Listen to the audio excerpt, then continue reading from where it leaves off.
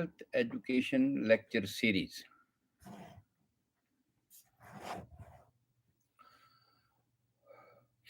All the listeners of Health Education Lecture Series, I am your host, Gurdeep Singh Sandhu, homeopathic consultant. My clinic address is 9701 Sarah and Court, Dublin, California 94568. Phone number 408-687-1899. Email address homeomedicine HOMEOMEDICINE @yahoo.com.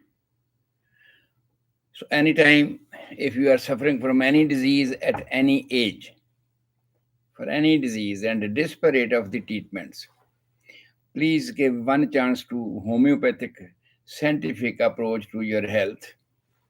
It's different, totally different from all other prevalent sciences at this time, and is a scientific, logical.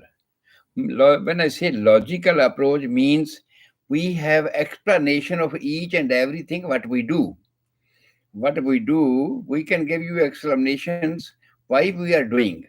Second, what happens during the course of medicines, how we approach the disease, and how we interpret after the treatment, that what's going on, whether the whatever is going on after the medicines, is it right or is it wrong. So all these things we are discussing time to time in these programs, and I want to convey you that in case if you are suffering, if you are in these situations, you can call me at 408-687 for 1899 for second opinion of your disease, or even if you want to be treated by homeopathic scientific approach, yes, call 408-687-1899. If you want to take homeopathic medicines, yes, for that even you can call me at the same phone number, and you can get the medicines. Even if it's prescribed by your doctor, I will not interfere in that one. Whatever your doctor is prescribing, I will just give you the medicines, and if you want to get treated, that's a different story. So let's come to the point today. Our health education lecture series is passing through the toddler's age.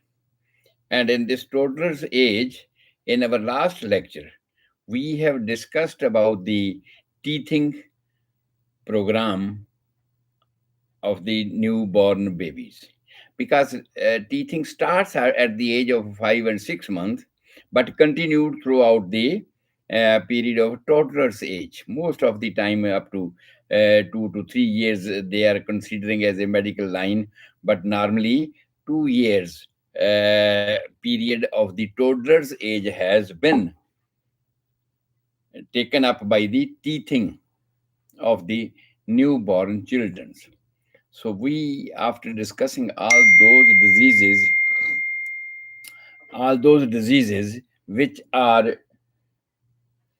concerned to the newborn babies, and by which there were many more losses of the newborn babies, because we were not knowing, in the medical science was not that much competent to know about those and to know to cure about those diseases. So as time passes, the medical science has advanced and come to the conclusions that yes, we can treat now those diseases, or even if not treat, we can manage them for time beings. As I told you, the immunization, the process which has been adapted by the medical science, is a time bound, is a limited time of immunity for each and every person. And some of the diseases comes as per the age, or some age, plus you can say the environments, depending upon different conditions. In this way, some of the diseases, after giving vaccinations, we declare that now it's cured forever, because those diseases has their parameter, has their sphere to occur up to a certain age, and after that we do not see them. But some of the diseases we have discussed that yes, they can appear again, reappear in the life of the person, even if they are immunized in the very beginning of their life, at the newborns or even the toddler's age, they were given immunizations, but sometimes some of the diseases may reappear in a different name in the other lives. Just like I gave you the examples about that one, the pox, khasra, mata, whatever you call. Once it happens, it is assumed that now the person will not suffer again. But nowadays there are some examples when this measles, pox, varicella are repeated again in life. And not only this one, that even after the passing of this toddler's age, adolescence age, when a person becomes young and when he becomes old, sometimes some of the diseases can reappear by the different names, just like the shingles. Shingle is caused by the same virus, as you can say the concept of the material medications, the allopathic science or the Ayurvedic science is considering that.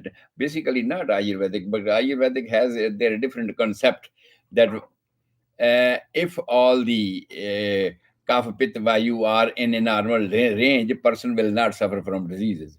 But if some of the changes occurs in between their relations in kapha pitta vayu, then a person may suffer from any disease at any time and different kinds in this way. But the allopathic side deals with the diseases with the material causes.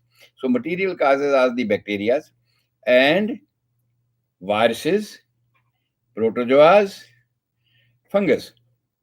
So these are something material which medical science, allopathic science, assumes that they are the causative factor of some of the diseases. And just like herpes zoster, varicella virus, that again can reappear at by the name of with the same virus at the old age. The name of the disease is shingle. So they may suffer from shingles, and the causative factor behind this one is the same. In this way, some of the diseases, we say now we have given the immunizations, and now the person has immunity lifelong.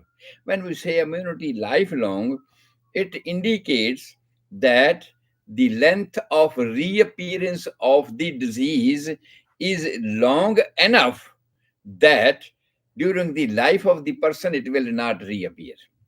And that is why we say that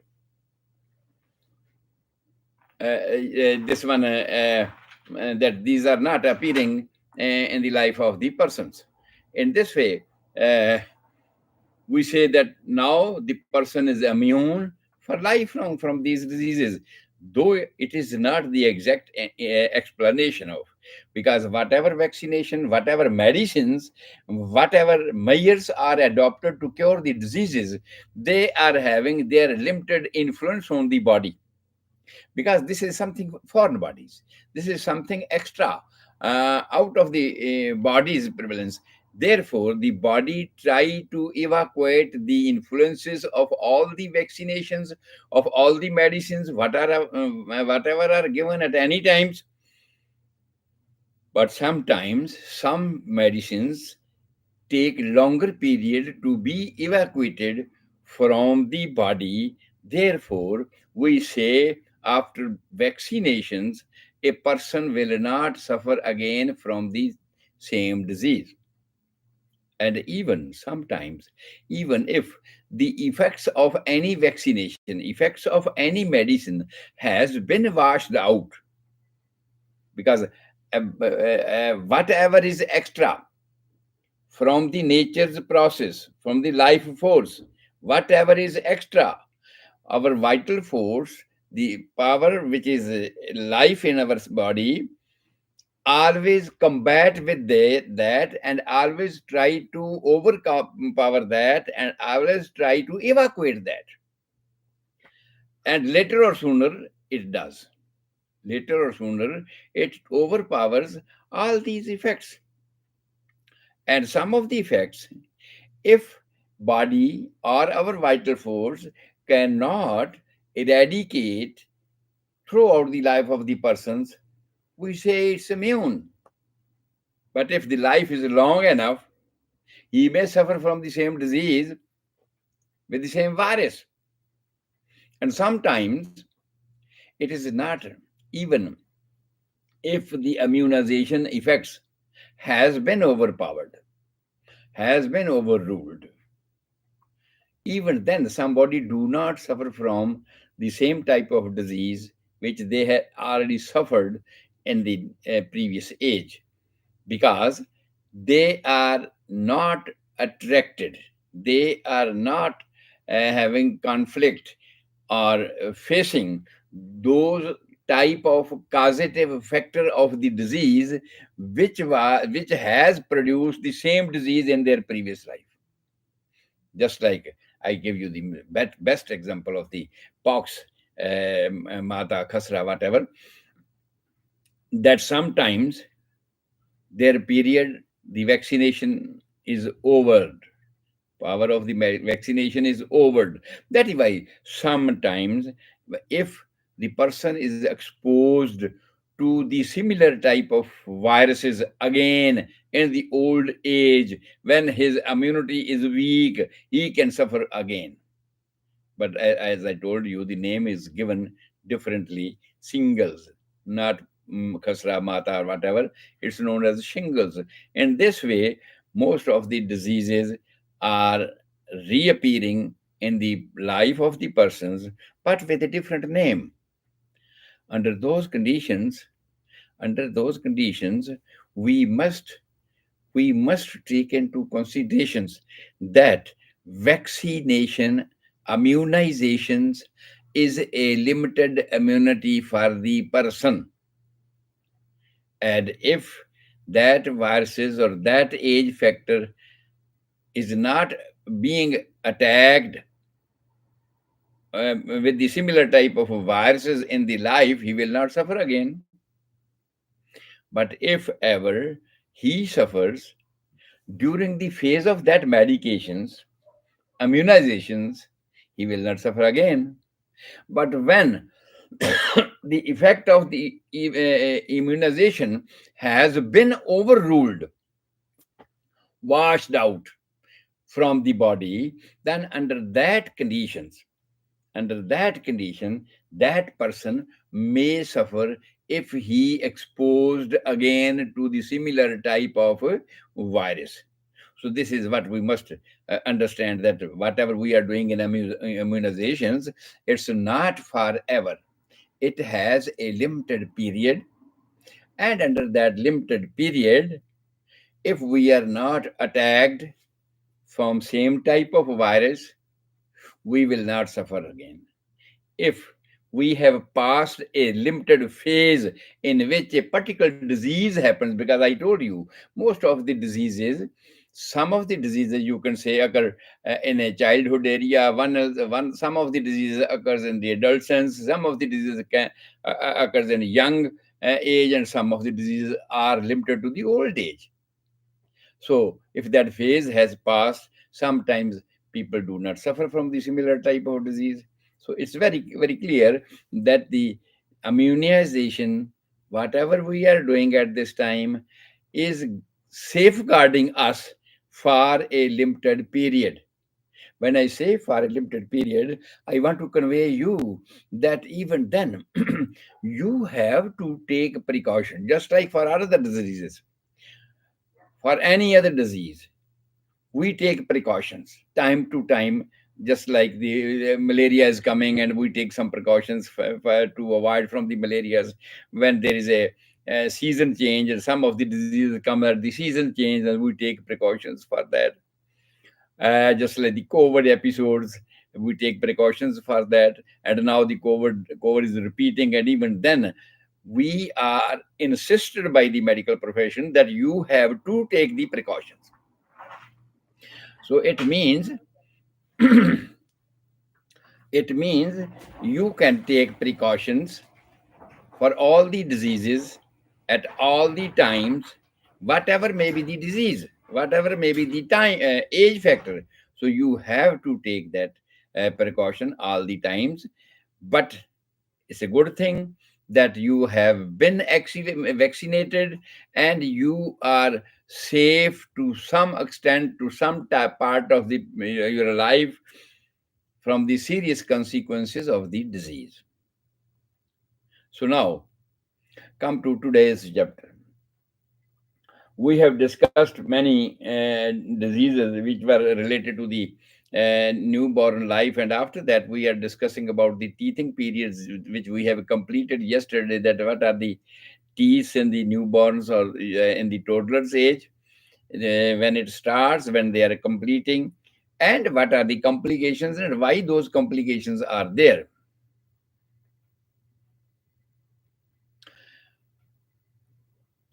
Just like I told you about the delayed milestones.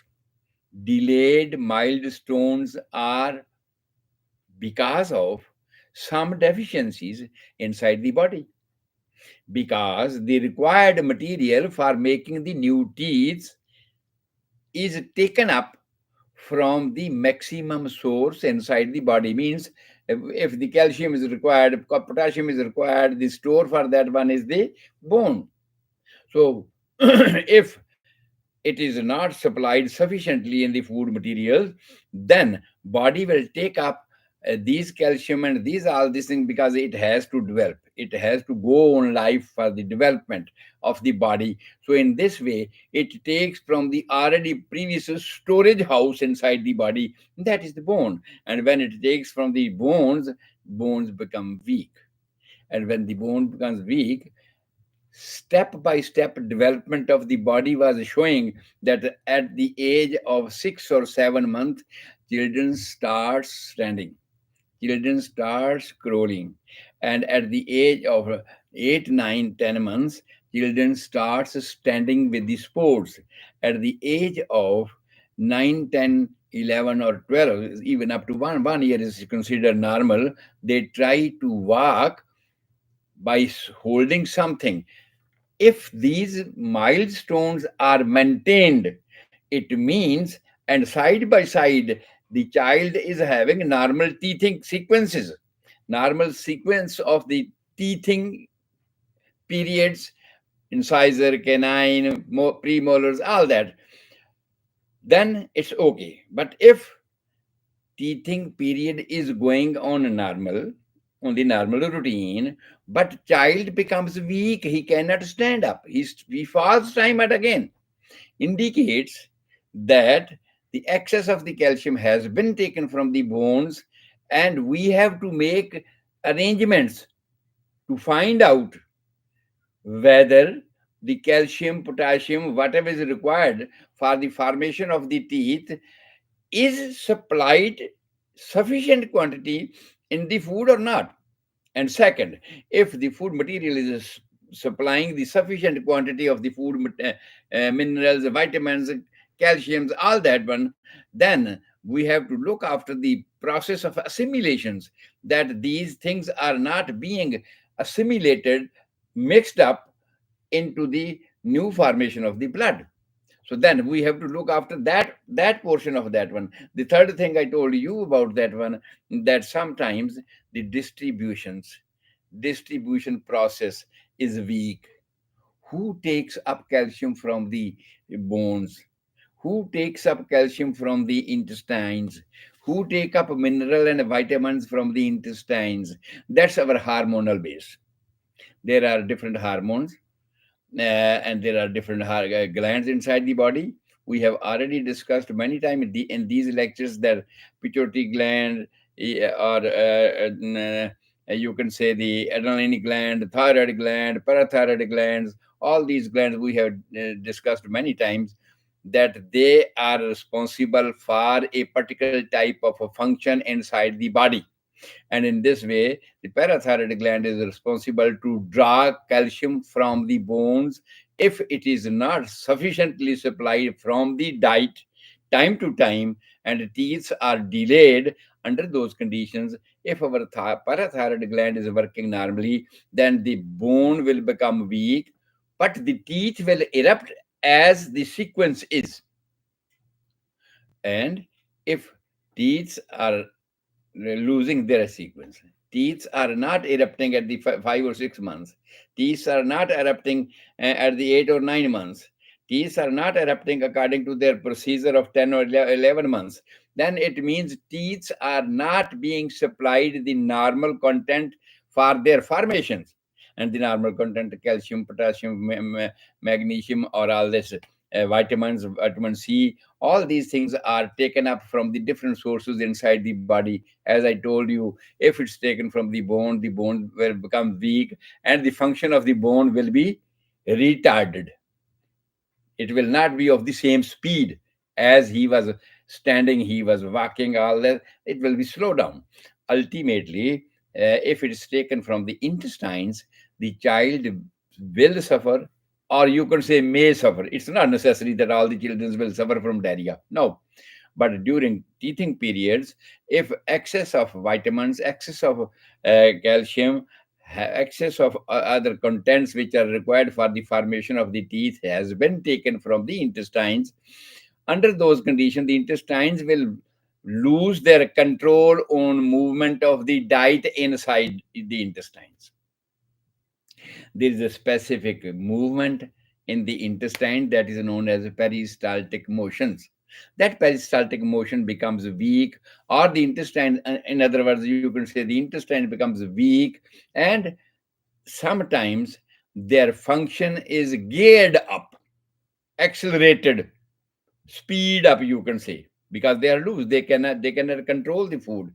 They cannot hold the food for a longer period, for a specific time. Just like if you take proteins in your diet, it will take longer time to be absorbed inside the blood, and the intestinal process will be slow. And if you take herbs, vegetables, fruits more in your diets, the process, it will take short time to be absorbed inside the intestines, from the intestines into the mesentery, and go to the blood. And the speed of the intestinal peristaltic motions will be fast. That's why if the people are suffering from constipation, doctor says, okay, take fiber more, because more fiber is in the fruits and the vegetables and all green leafy substances. So we advise that one. So in this way, if the child has been provided, though he's provided more mostly the milk products, and they specified the formula milks, they have a sufficient quantity of contents of the minerals, vitamins, whatever is required, but they are not having even the proteins, but they are not having sufficient fiber in that. So if they are not having fiber in that, mostly children at the dentition period suffer from constipations. They are constipated because they are not supplied the excess or the normal quantity of fiber, so that their intestine can move fast.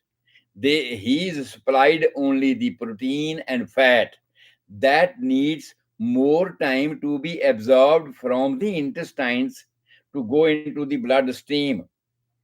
Therefore therefore the process of the intestine is slow, and in this way children suffer from constipation during the period of dentitions. So we should look after the sources. What are the sources of the advancement of functions time to time in the children's? And if they are not fulfilled timely, or they are slow, then we should look after the background. What are the causative factors? Food material is supplied sufficiently, food material is absorbed sufficiently, all these things.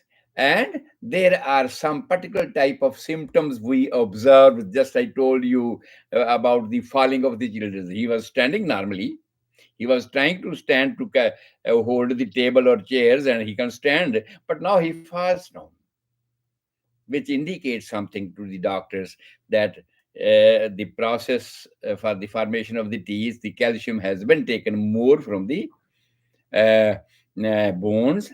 And it also shows that the parathyroid gland, which was responsible to draw calcium from the bones, is active now. And in the same way for the intestines. So in this way, this is what we have completed this chapter day before yesterday, because yesterday was my own lecture regarding concern to my life. What was my family life? What was my life when how I become doctor? What from which university I graduated, and what happened after that with my life, and now my fourth generation is going to medical schools. All these things were discussed so that my listeners can understand what I am, who is speaking in front of you. So in this way, today's chapter is the tonsillitis. We have already covered the infection of the ear. Mostly the toddlers age, they suffer from the ear infections.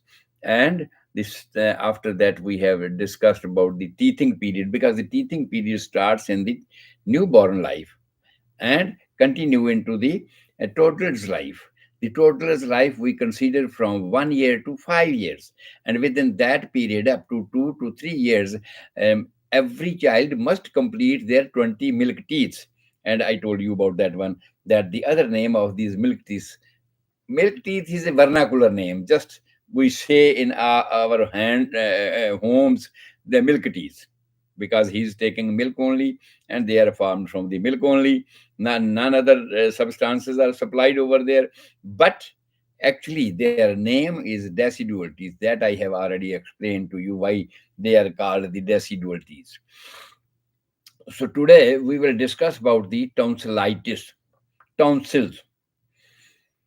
Previously, because time to time, whenever it comes in my mind and something is related to the chapter, I explained that out of the way even. And about the tonsillitis, I have explained when I was discussing the buccal cavity. I have explained when I was discussing about the ear infections in the newborns, because they are related to each other. Each other is responsible for each other. That is why I described that one. But now let's start the remaining portion of the tonsillitis. Tons, tonsils are the glands. Mostly these are lymph glands. Lymph glands, there are throughout lymph glands inside the body on various places. Even our appendix, all of you know that he has appendicitis. Previously, people were dying with appendicitis. Was a very serious condition, because people were unable to diagnose beforehand and to go for the surgery and get rid of this thing. And in this way, it was a serious thing. And I'm just talking about the lymph glands. So we were not knowing the function of the appendix. What the function of this one? Uselessly, nature has fixed it over there. No, we were not knowing about that one. But this appendix is responsible as a lymph gland to protect or to clean the blood, especially the WBCs, who is our protecting power against all the diseases, all the infections inside the body, and they are cleaning all those things. Whenever any infection comes from the localized area of the appendix work to clean that blood. In this way, all the lymph glands, all the lymph glands inside the body, they are they are having a channel with along with the blood vessels, just like the arteries supply the blood from heart to each and every cells. Veins take blood back with the garbage of each and every cell back to the heart. But in between that area, because of that garbage, this blood should not stagnate. It should not be clotted somewhere. It not be blocked somewhere, being thick. Their speed should not be slow. Normally, It should move as the blood is coming out from the blood, the same way it should go into the heart, so that heart should not be emptied and at any time. It should have a balance. In this way, nature has given another source, that to filter all the toxins coming from each and every tissue, along with veins, there is another channel that is known as lymph channels, and that filters the toxins, the garbage coming from each and every tissue, whether the cell or tissue is a healthy tissue, whether the cell or tissue is a sick tissue, but they are sending their garbage in a normal routine. That garbage, if it's a normal, everything goes into the process, and time to time these type of, just like appendix, just like the tonsils, just like the other glands inside the body, that they are known the lymph glands, they control, they clean all that blood, and body remains healthy. But sometimes, if somebody is suffering from any serious conditions, any, just like a cancer, just like even simple, you have an injury, you have any injury to the feet, and you have a tumor type pain in the inguinal area, punjabi sunda pੈ ਜਾਣਾ, they have some type of tumors in the inguinal area. If you have an injury on your hand somewhere, and you have in your axilla armpit, you have the same type of tumor erupting, and painful things happens over there, because these are the junctions where this lymph is collected with excess of garbage, which is not being cleaned by the lymph glands, and it is still there, and it is blocked before it goes to the heart, and before heart send it to the whole body, the infection will go into the whole body. Now these lymph glands try to control all this infection by cleaning the blood, by cleaning the WBC, our force, that's the force of the body is WBC. So they try to control, because the function of the WBC is to fight with the infection, just like our military, to fight with the infection. And no doubt, WBC will be killed, no doubt the infection will be killed. But sometimes a regular infection is coming up, regular infection from the serious type of injury to the body, or serious type of disease like a cancer from the area. Garbage is coming up regularly, and ultimately that garbage is not cleaned by the different lymph glands, which are coming on the way, coming on the route. Because this is the road coming from Amritsar to Moga, and in the way there are different glands, just like cities, and they try to control over there, they try to block the infections over there, and they swell up. That's why sometimes, under all these type of serious conditions, doctors look after the glands, whether they are swelled up or not. If they are swelled up, they think that something is a serious injury has inside the body, or something serious disease has inside the body, and we have to take special measures for that. But if everything is going on normal, there is no tenderness of the lymph glands anywhere in the area, it means our lymph glands are working normally. And lymph glands, though the regular infection, regular toxin, regular garbage is coming from each and every tissue, but our fighting force, the WBCs, are competent, our lymph glands are competent to clean the blood which is going back to the heart. So we are talking about the tonsillitis, tonsils. So tonsils are also the lymph glands, and from the upper area, just like you can say head area. If anything happens inside the head, because there are many more organs inside the head, cerebrum, cerebellum, mons, medulla oblongata, many other organs are in this skull. And if any of the organ is damaged, if any of the organ has any problems, injury, sometimes these glands may swell up, neck glands, because that blood is passing down to the heart, and it is connecting the toxins of those organs which are in the skull bones. Toxins is accumulated into the back going venous blood, you can see the back going blood into the heart, and these tonsils are in the midway. Therefore, they try to block them over here. And they are lymphoglands, lymphoid glands. Basically, they are the purpose of these glands is to clean the blood, to strengthen the WBC, to fight with the infection, so that our fighting force will be free of any tensions and there will not be any accumulation or excess of garbage. It's cleaned up. It's cleaned up. And when it is mixed up into the blood, it goes to the kidneys, goes to the liver, and they form their own functions.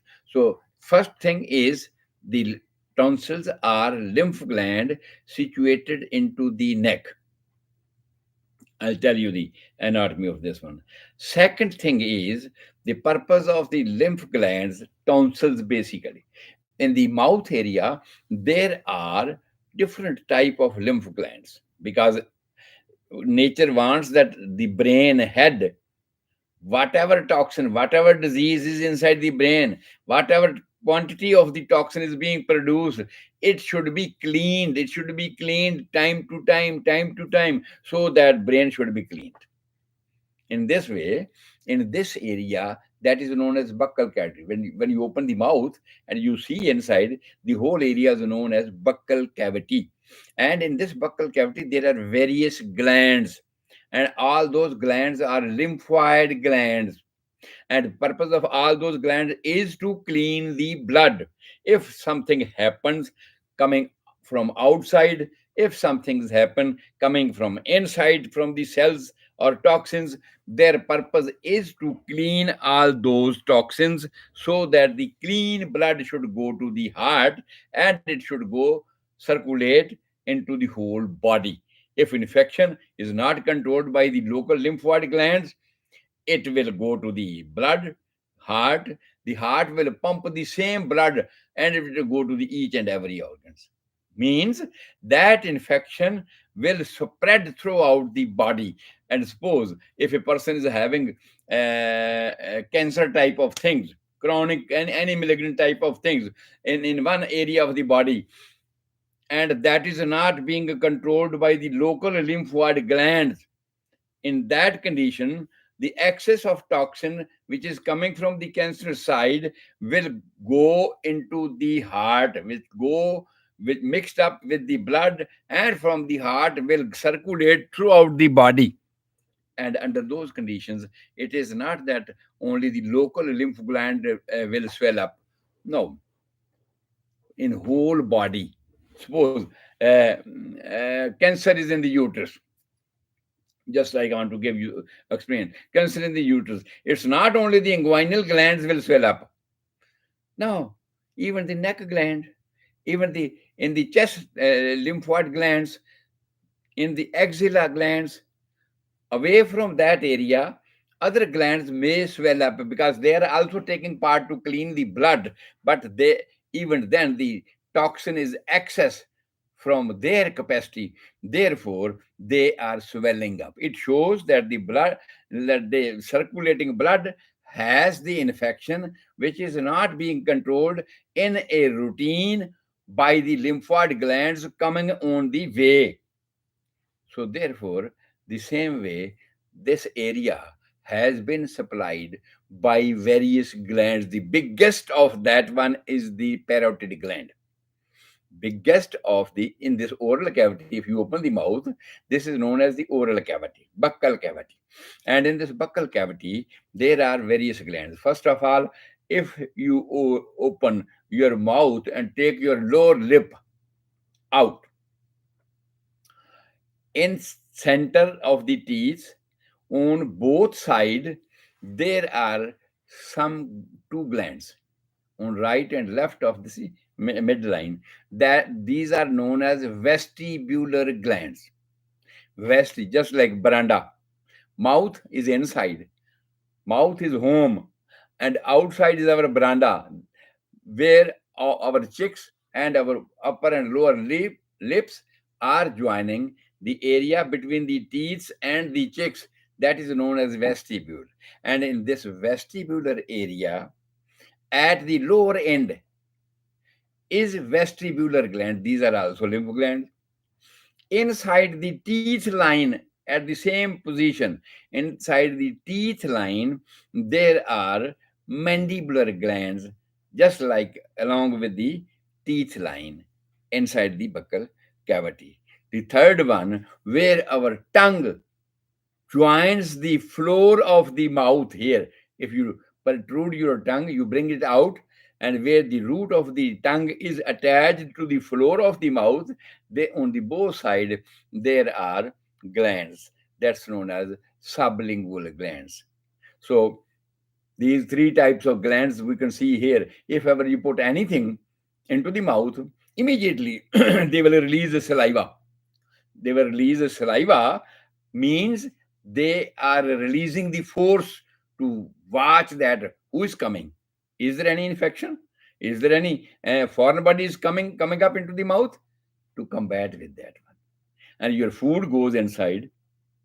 Immediately when you put food in your mouth, this glands secrete a saliva, means they are sending the force to watch who is coming, what type of food is coming, whether it has any toxin or anything which is not acceptable for the body, not good for the body. They combat with that. Just like the hot things, body do not need more hot. More than 98.4 is the body temperature, normal temperature. And if anything more hotter than this one, when it goes to the mouth, immediately there will be saliva. Secretion from these glands will come up to control that the heat which is coming from a sip of tea or from anything hot which is hotter than your body temperature. Second thing, parotid glands at the upper angle of the jaw, where our mandibular upper teeth and the maxilla, the upper teeth, and the lower is the mandible. So mandible and maxilla, these are bones which forms the structure of our mouth, and where they meet at the back in front of the ear, just in front of the ear, they make a joint. And where they make a joint, it make a socket in the backside. Socket where a ball can fix. Our glands, the parotid glands, are like ball, and they are fixed in that socket. They are fixed into the in that socket. In the back side is the ear, Stachyrian tube, the middle ear, you can say, and in front are the tonsils, parotid gland, and just like every gland has its drain pipe from where their secretion is drained out, just like from the sublingual glands I told you about, the mandibular glands I told you, vestibular gland I told you. They secrete their secretion into the buccal cavity by a duct, by a pipe, you can say. The same way, these parotid glands are situated where lower jaw and upper jaw in the backside, these bones unites in the backside, and where these two unites, it makes a gap over there, a socket type gap where a ball can fix. Our parotid glands are like a ball, and they have also a pipe that's known as parotid duct, pipeline, from where their secretion is secreted into the mouth, but not directly into the mouth. It is secreted into the vestibular area. Just like I can tell you, uh, when you open the mouth and you see your upper teeth line, and last teeth line on the right side and last teeth line on left side. If you see last teeth, then you see first to last, previous means last teeth is the wisdom teeth. Before that is the pre-wisdom teeth or the molar teeth. Okay, so just second molar teeth from the upper jaw, there is a opening of that pipe which secrete the secretion of the parotid glands. And sometimes you see people are having ulceration inside the mouth, inside the lower lip, because acidic secretion is coming from the parotid glands, vestibular glands. The vestibular area means the lower jaw and the lips of our chicks. The gap in between that area is known as vestibular area, and the pipe of that parotid gland is secreting its secretion into the vestibular area, where at the second upper molar teeth. Upper teeth, second means from backside, because there are three molars. Ultimately you can take it from the front side or you can take it from the back side. Ultimately the second molar, which is the middle teeth. So at the level of a middle teeth, they secrete their secretion. Sometimes if you put your finger on that area, even then the secretion saliva comes in your mouth because it is activated there. In this way, these parotid glands protect the outside of the mouth, and then bacteria, viruses, hot food, or any other thing you take into the mouth, if it is not acceptable to the body by temperature or by toxin or by anything, then these parotid glands act, secrete their saliva into the vestibular area as well as into the proper buccal cavity to protect that one. So if it's injurious, if it's a hard thing, they make them cool. If it's any bacteria or anything, they try to combat that one, so that when the food go inside the body, it should be free from infection as far as possible. It's not possible that all the infection will be covered. Then people will not suffer from the disease, because there are other sources to attack the outside bacteria. When it goes to the stomach, there is acid. Just in the top of the stomach, the acid is produced. That's HCl is produced, because when food goes into the stomach, if ever any bacteria or anything else has survived even after the protection of our parotid or buccal cavity glands, even then that should be killed by the HCl, hydrochloric acid, which is produced inside the stomach. So in this way, these parotid glands, and along with other vestibular or the buccal cavity glands, they try to kill any infection. They try to make suitable any food which is not acceptable by temperature, by reaction to the body. So they try to control it over there. So now the parotid gland, you know where they are. They are situated in front of the ear, inside the buccal cavity, where mandible and maxilla, lower jaw and upper jaw, unites with each other in the back side, and they unite in front of the ear. And in the back side, there is a Eustachian tube by which we hear, and that goes to the ear. So at that area, they are situated. Normally, when you open the mouth wide open, you can see that gap. You can see that socket where your tonsils are. There's a line, and line on the both sides, you can see that. And the tonsils are there normally, and if you touch with your fingers, you can palpate it. But mostly you can palpate them when they are inflamed, because they are basically the chonkidars, guards. All the time they are guards for all things which are coming from the mouth inside, which are coming from the nose inside, because nose are attached to the larynx. Larynx passes from the buccal cavity down to the lungs. It means, so everything which passes from the mouth, they try to protect them. Now, these are the parotid glands, but parotid gland, I have told you, underneath there is a vestibular gland, mandibular gland, sublingual glands. So these are all in pair. Vestibular glands in pair, mandibular glands inside the teeth line is in pair, sublingual gland just where the tongue joins with the floor of the mouth, they are also impaired. Parotid gland, I have just told you, they are also impaired. And it's not only that these are okay, all the glands are covered. Now, there is there are a chain of glands which covers the upper area of the mouth. There is a upper area of the mouth where you see uvula.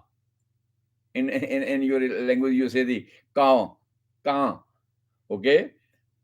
Angrezi, English, uvula. So yes, uvula is just middle of the top of the mouth buccal cavity, and on the sides of both uvula, on both sides of this uvula, there is a ring type of small glands. They are also of the lymph channels. And when they attach to each other, parotid gland attach to that line of the glands and make a ring type of circle, because downward is a tongue, underneath is a tongue, and tongue has also similar type of glands, and these are very small in the front of the tongue, and middle of the tongue they are little larger than that one. In the back side of the tongue, these are, if you put your finger inside the mouth, you can palpate them. They are larger. Taste buds, they are larger glands, and they form a chain, ring type, from uvula on both sides of the mouth or the buccal cavity. They are in a chain, and also in the base of the root of the tongue, you can say, they mark a ring, complete ring. And parotid glands are also a part of that ring, which are on sides of the mouth.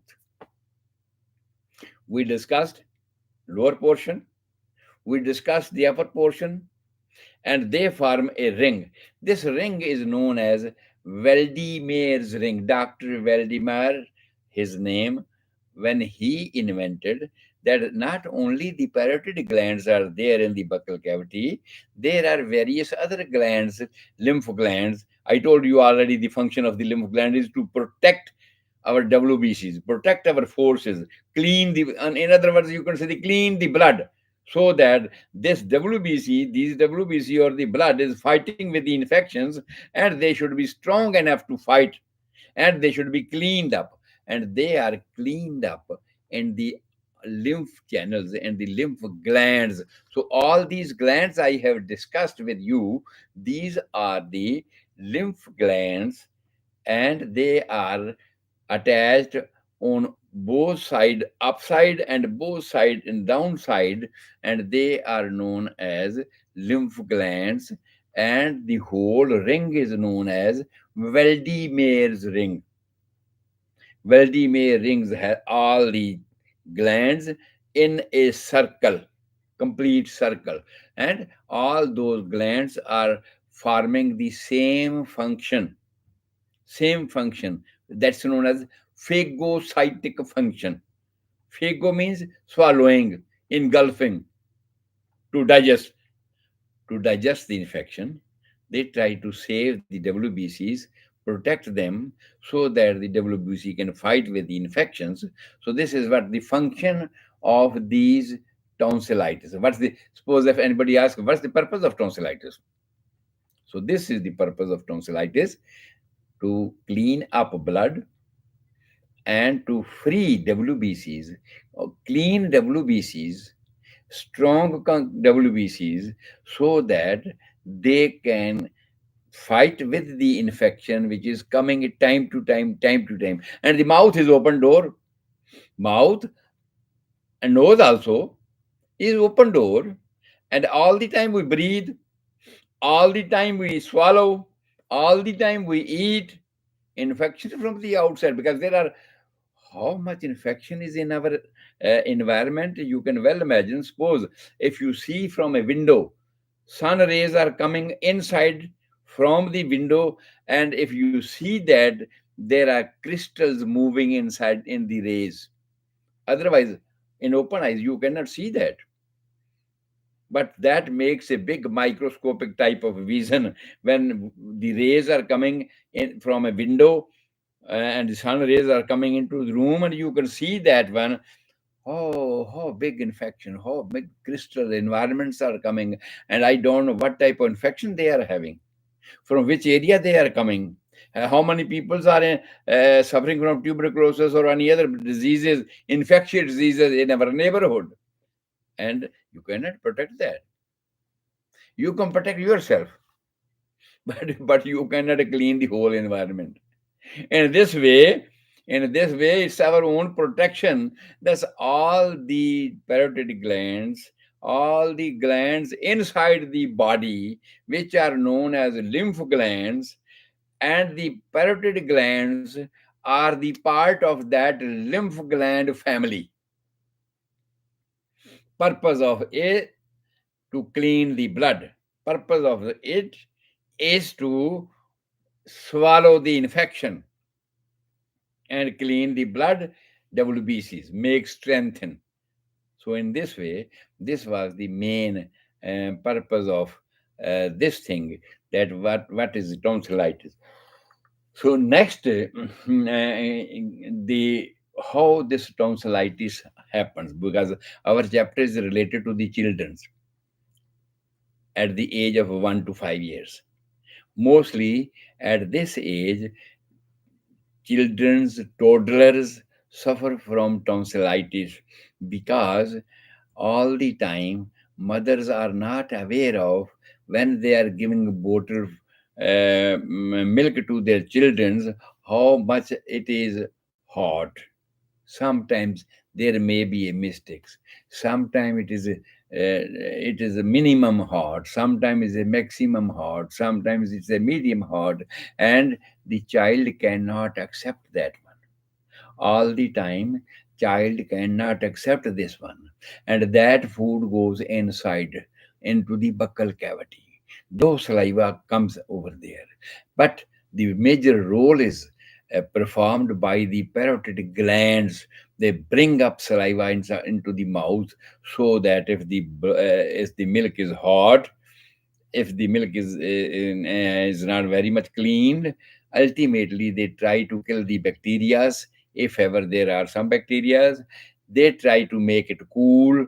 If it's more hotter than the normal quantity the child needs about, so then this is the function of these things, that even the milk is given by the mother. So all the time it is not of the same temperature, and if it's not same temperature, body may not adjust that.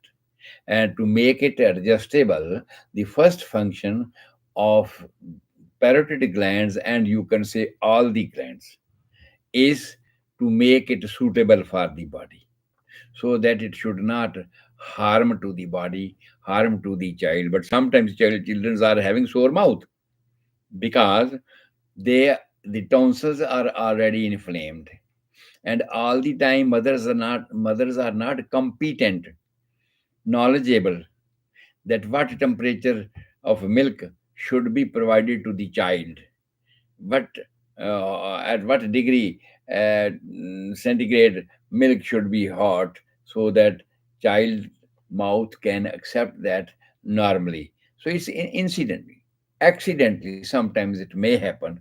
And but nature is attentive all the times.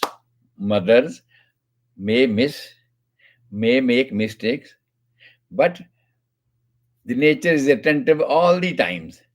If ever you make mistakes, nature is not making the mistakes. That is why he fixed vestibular glands, mandibular glands, sublingual glands, parotid glands, and Valdemar rings the all glands inside the mouth to protect your mistakes so that body should not be harmed with that.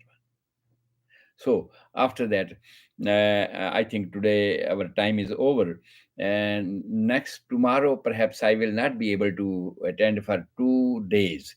Uh, th- Thursday I'm going out.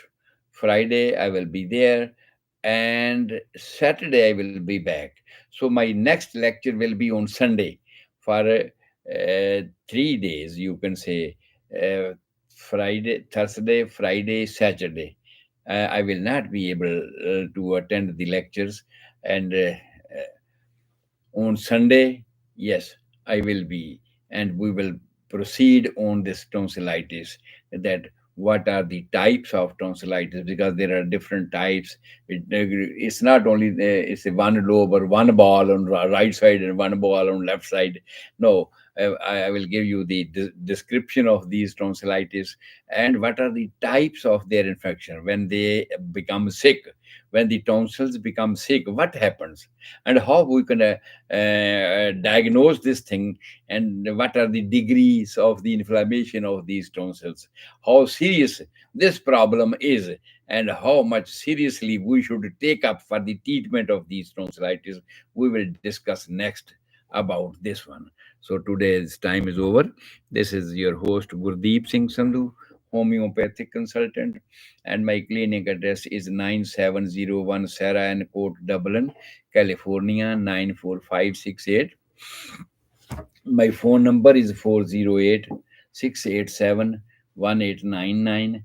Anytime, if ever you want to discuss about your disease, at any age you are suffering from any disease and you are desperate from the treatments, you can call me for second opinion of your disease. Or if you want to be treated by a scientific homeopathic treatment, yes, you can call me at 408 687 1899. You can send me your question if you are far away and you are unable to contact me on the phones. Then you can send me the email homeomedicine, HOMEOMEDICINE at yahoo.com. So you can send your questions and I will answer you on the emails, so so that you can get your answer and you can be saved from your diseases, or you can be cured from that one. If ever you need my help, always remember this number 408 687 1899. Rabrakha, God bless you all. We'll see you on Sunday.